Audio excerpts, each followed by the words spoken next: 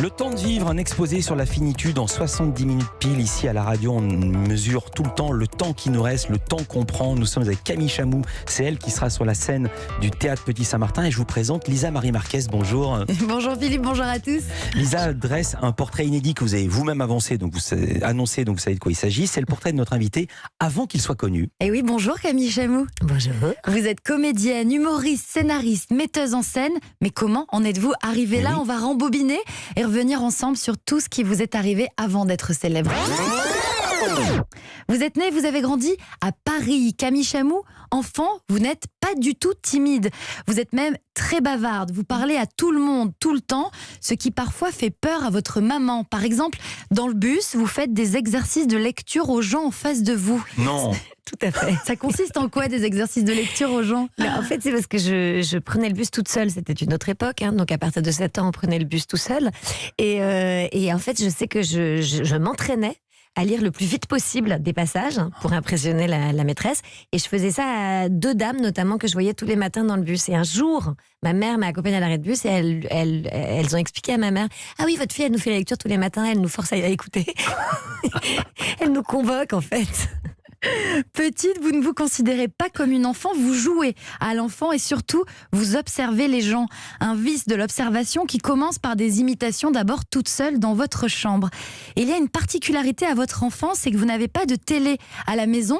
Et je crois que vous n'avez par exemple jamais vu Les Bronzés alors que le film a été diffusé 3000 fois à la télévision. Non mais attendez, on n'a pas le droit de le dire, c'est mon tabou. J'ai pas vu Les Bronzés, c'est un tabou. Non mais le jour où j'ai dit ça à mon mec, il est tombé de sa chaise. Il était là genre, mais tu n'es pas un être humain, enfin tu n'as pas vu Les Bronzés. C'est anormal, enfin sort de cette pièce. Bon, oui, j'ai des petites lacunes.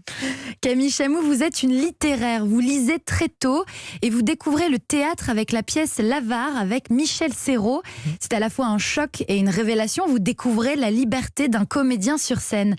L'Avare, cette pièce a une importance particulière pour vous, puisqu'à l'âge de 7 ans, avec votre frère, vous jouez une scène que vous connaissez par cœur un nombre incalculable de fois à votre grand-mère qui s'est cassé le poignet. Oui, tout à fait. En fait, elle s'était fait très très très mal. Donc ma mère m'avait dit fais-lui la scène que vous avez apprise avec Laurent et tout. Et on lui joue une fois et comme elle rigole et que tout le monde nous applaudit, moi, je suis grisée, donc je repars au début de la scène. Donc mon frère me fait OK, bon. Donc on rejoue la scène. Et puis à la fin de la scène, je fais non, mais attendez, pardon, c'est génial. Et je repars au début de la scène. Et au bout de 4 fois, ils font stop, arrêtez cette personne. Ouais, je l'ai joué en boucle. Ouais. Camille Chamou, du côté de votre scolarité, tout se passe bien. Vous êtes une très bonne élève. Comme vous aimez la littérature, vous faites un bac littéraire, puis Hippocagne, mais vous ne réussissez pas le concours de Normal Sup.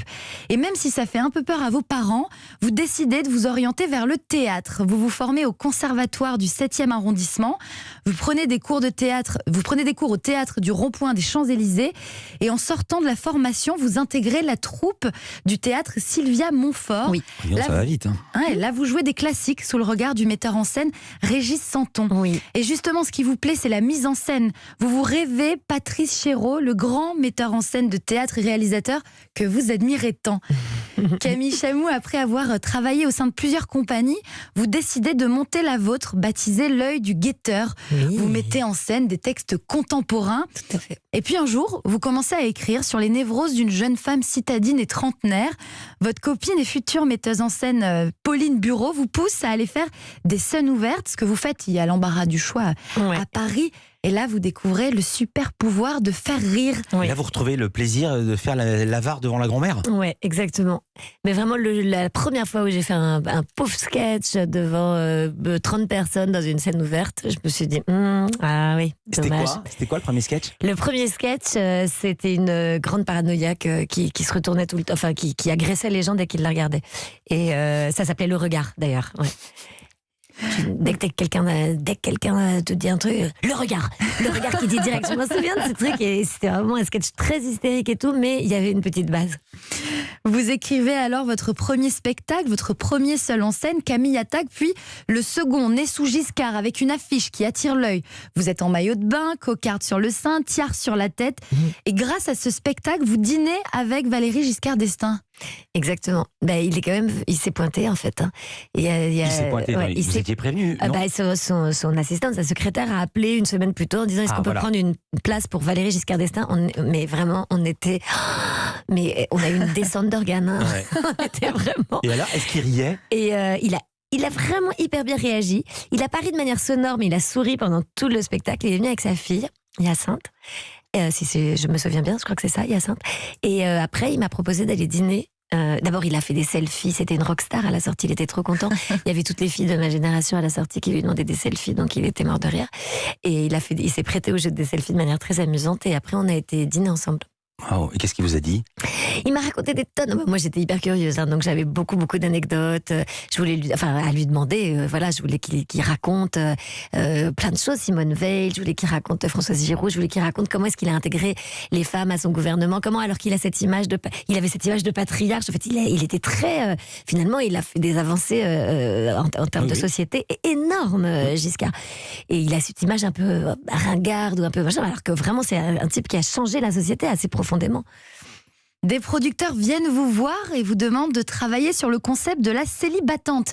Oui. La célibatante, c'est la célibataire qui sait ce qu'elle veut et se bat pour réussir.